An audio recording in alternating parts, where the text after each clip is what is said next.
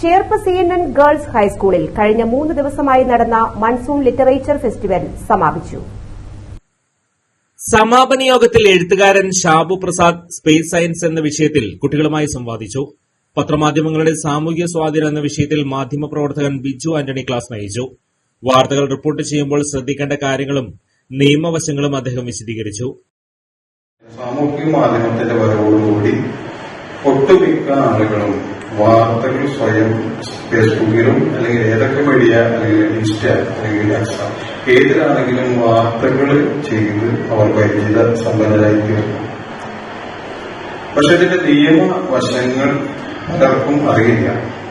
അതുകൊണ്ട് തന്നെ പല പോസ്റ്റുകൾ ഫേസ്ബുക്കിൽ ഇട്ടാലും എന്തെങ്കിലും പോലീസ് കേസ് ഉണ്ടാവുക അല്ലെങ്കിൽ എന്തെങ്കിലും പ്രതിഷേധം എന്തെങ്കിലും ഉണ്ടായി കഴിഞ്ഞാൽ പെട്ടെന്ന് അത് പിൻവലിക്കുന്ന സാഹചര്യങ്ങളാണ് ഇക്കടത്ത് കാണുന്നത്. ഇത് മാധ്യമങ്ങളായാലും നമ്മുടെ നിയമത്തിന് കീഴിൽ വരുന്നതാണ്. എല്ലാം ഒന്നും നിയമത്തിന് അതീതമല്ല. ഈ ഒരു കാര്യം അറിഞ്ഞുകൊണ്ടാണ് പല ആളുകളും ഫേസ്ബുക്കിൽ ഓരോ വാർത്തകളും അവർക്ക് തോന്നുന്നതൊക്കെ എഴുതുന്നത്.